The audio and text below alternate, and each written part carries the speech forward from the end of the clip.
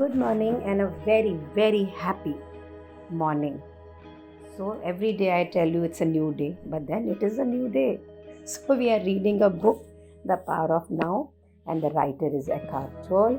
और page number 97 पे है और टाइटल है have deep roots within, यानी अपनी जड़ें अंदर से मजबूत करें। तो की क्या है, कुंजी क्या है? एक ऐसी permanent state of connectedness, togetherness अपनी इनर बॉडी से कि ये आपके साथ हर समय रहे और ये जल्दी से, बड़ी तेज़ी से, रैपिडली और डीपन होती है, गहराई में जाती है और आपकी ज़िंदगी को ट्रांसफॉर्म करती हुई चली जाती है। जितनी ज़्यादा चेतनता या कॉन्शियसनेस आप अपने इनर सेल्फ में डायरेक्ट करते हैं ना, उसको फोकस करते हैं, उतनी ही ज़्यादा वाइब्रेंसी की जो फ्रीक्वेंसी है, जो तेज़ी है, वो बढ़ती चली जाती है।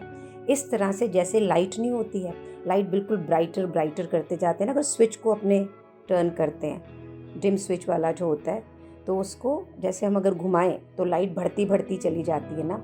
सो इसी तरह से जैसे उसमें फ्लो ऑफ इलेक्ट्रिसिटी बढ़ता है, उसी तरह से जितना हम फोकस अंदर की तरफ करते हैं उतने ही हम हाई वाइब्रेंसी फ्रीक्वेंसी में चले जाते हैं। और इस हाई एनर्जी लेवल के अंदर ना नेगेटिविटी आपको इफ़ेक्ट कर ही नहीं सकती। आप सिर्फ नए सर्कमस्टेंसेस उनको अट्रैक्ट करेंगे और अपनी हायर फ्रीक्वेंसी को रिफ्लेक्ट करेंगे, लोग इसे देख पाएंगे। अगर आप अपना अटेंशन ज़्यादा से ज़्यादा अपने शरीर की तरफ रख सकें तो आप हमेशा इस क्षण में, इस नाव में एंकर रहेंगे। आप अपने आप को एक्सटर्नली, जो बाहर का ये जो मायावी है ना, जितना भी ये संसार, इसमें अपने आप को लूज़ नहीं करेंगे, ना ही ये जो दिमाग है ये आपको लूज़ करने देगा। मतलब दिमाग के, अब दिमाग को भी मतलब दिमाग के प्रति जो हम लूज़ हार जाते हैं वो भी नहीं हारेंगे हम।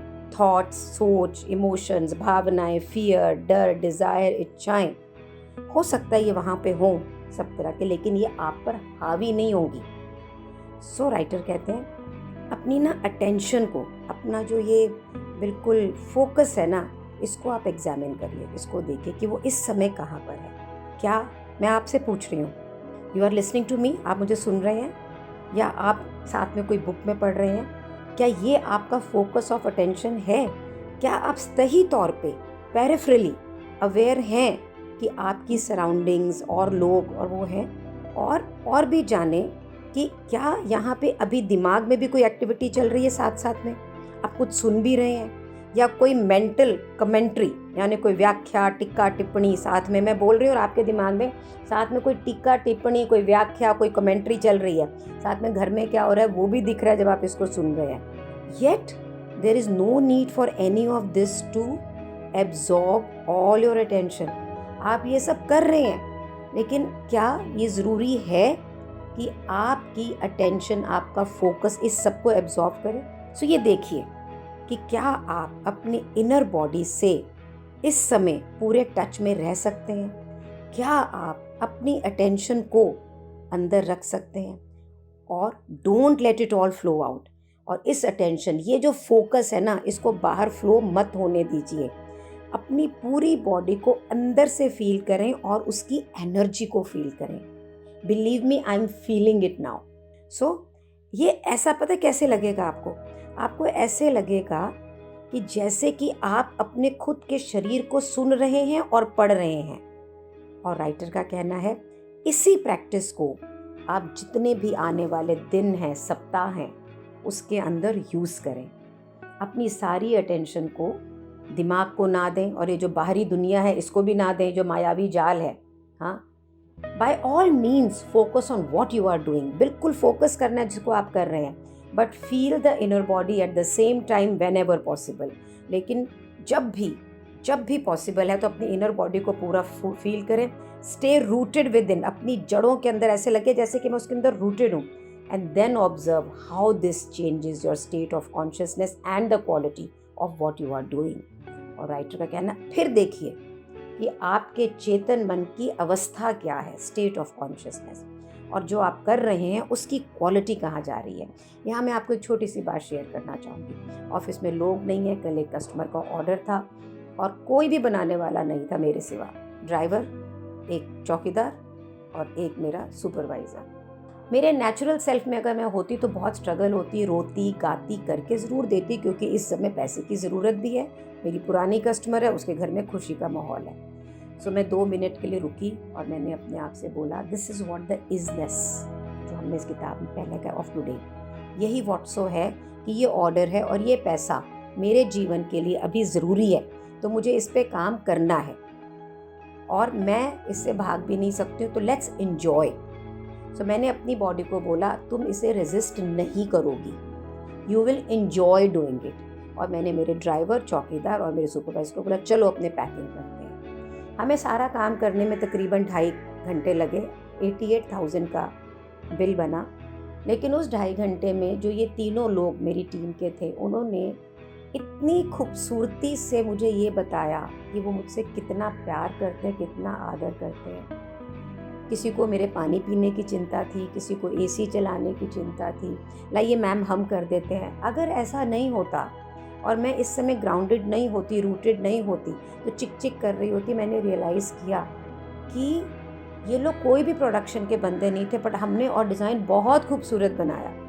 Believe me, I was at such a powerful state and I was experiencing so much of love, so much of respect कि मेरी स्पेस ही बदल गई है, उनके लिए भी मेरा रिलेशनशिप हमेशा के लिए बदल गया। So guys, let's be rooted inside. तो बोलता है, राइटर लिख रहा है यहाँ पे आप ही के लिए, whenever you are waiting, wherever it may be, use that time to feel the inner body.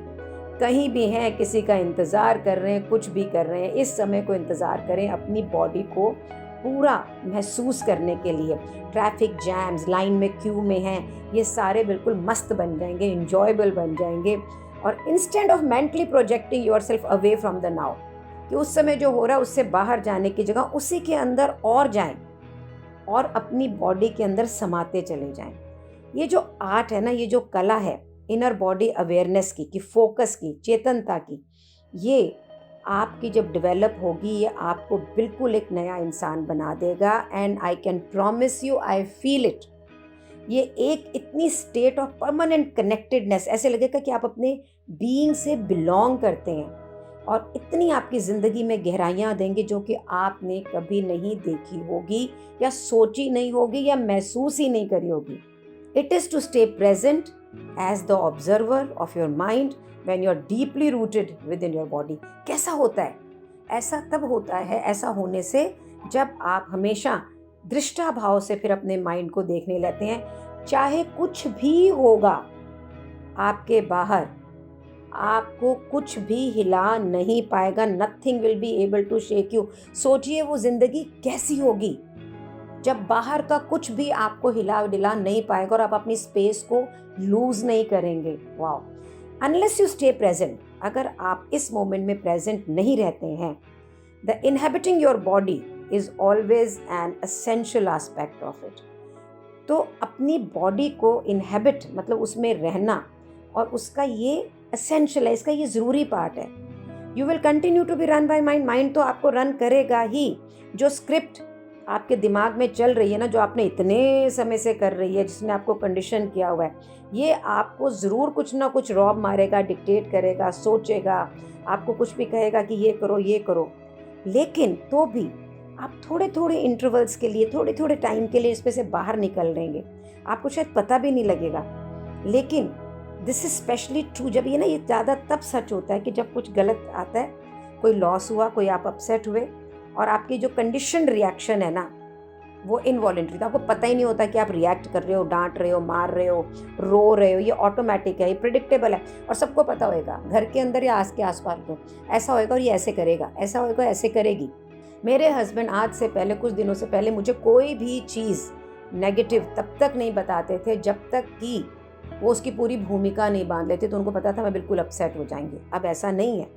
So fueled by the one basic emotion that underlies the mind identified state of conscious fear, इस सब के नीचे एक ही emotion है, वो है डर की। क्यों? क्योंकि हम जो मस्तिष्क से अपनी इतनी पहचान बना रखे हैं, और बेसिक इमोशन से हमें डर लगता है, प्रिडिक्टेबल ऐसा ही होगा। जब आप इससे अपना प्रेजेंट हो जाएंगे ना कि ये ऐसा है, उस समय आपकी स्पेस बदलेगी। सो जब ये चैलेंज आते हैं ना, राइटर कहता है, और जो कि ये आएंगे, सो आप एक अपनी आदत बना लें। अब इसे आप ध्यान से सुनिएगा। ये आदत क्या बनाएं? जैसे ही कोई ऐसी सिचुएशन आई जो आपको पसंद नहीं है या आप चैलेंज में है, आप उसी समय अपना ध्यान अपने बॉडी के अंदर के एनर्जी फील्ड्स पे ले जाएं। और this need not take long, इसको मिनटों में, क्षणों में, मिनट भी गलत बोल रही हूँ, क्षणों में, हाँ। और जैसे ही, लेकिन आपको करना इसको तभी है कि जैसे ही वो चैलेंज आता है, जैसे ही आप प्रेजेंट होते हैं कि ये चैलेंज आया है, उसी समय आप इसको, क्योंकि अगर आपने डिले कर दिया ना, तो ये जो दिमाग है ना, ये दिमाग का जो मेंटल इमोशनल रिएक्शन है, ये निकलेगा और आपके ऊपर हावी हो जाएगा, क्योंकि हमें आदत है इतने टाइम से। लेकिन जैसे ही कुछ चैलेंज आया आपकी बॉडी में, ज़रा सी भी, सबसे पहले बॉडी को पता लगता है, माइंड को पता होने से पहले भी बॉडी को पता लगता है। जैसे ही कुछ पता लगा, जैसे ही सिरहन सी भी हुई ना, उसी समय आप उसे प्रेजेंट हुए और अपने आप को आपने विड्रॉ किया वहाँ से, उस कॉन्शियस माइंड से विड्रॉ किया और अपने आप को पहले अंदर ले गए। और फिर अगर कोई रिस्पॉन्स रिक्वायर्ड है इस सिचुएशन में, ये आपका ऑटोमेटिक नहीं आएगा, ये आपकी गहराइयों से, आपके सोच की गहराइयों से आएगा। जैसे कि जो सूर्य है हमेशा मोमबत्ती की रोशनी से ज़्यादा ही रोशनी देगा ना, इसी तरह से जो इनफाइनाइट इंटेलिजेंस है जो हमारे अंदर से आती है, ये जो बीइंग की इंटेलिजेंस है, ये माइंड की इंटेलिजेंस से हमेशा ज़्यादा होती है। जब तक आप अपनी इनर बॉडी से कॉन्शियसली कांटेक्ट में हैं, आप उस पेड़ की तरह हैं जो बिल्कुल गहराई से पृथ्वी के साथ, अर्थ के साथ में जुड़ा हुआ है। एक ऐसी बिल्डिंग की तरह है जिसकी नींव अंदर तक है। इस एनोलॉजी, इस समानता को ना जीसस ने बताया है कि एक आदमी जो रेत पे घर बताता है, जरा सा भी कुछ आया, जो भी थोड़ा सा स्टॉर्म आया, फ्लड आया, वो सारा घर टूट जाएगा। लेकिन जो आदमी पूरी गहराई तक डिग करके, डीप तक, अपने जड़ों तक जाके घर बनाता है, वो कभी भी किसी भी चीज़ से फ्लडेड नहीं हो सकता, टूट नहीं सकता। इसी तरह से मैं, आप अगर अपने इनर सेल्फ की गहराइयों तक जुड़े रहेंगे, हमें कोई भी हिला नहीं सकेगा। ये सोच के भी अच्छा लग रहा है कि यार कुछ भी हो जाए और मेरी स्पेस बिल्कुल भी हिले डुले नहीं, मैं वैसे ही प्रसन्न चित्त बिल्कुल आपे में हूँ। This is very inspiring, very very inspiring. और ये मुझे आज इतनी इंस्पिरेशन इसलिए मिल रही है क्योंकि आप मेरी ज़िंदगी में, क्योंकि आप इस बुक को सुन रहे हैं और आपके सुनने की वजह से मैं इसे बोल रही हूँ। सो अमूल्य है आपकी प्रेजेंस मेरे जीवन में। Thank you so much, my heart is grateful. Please do practice.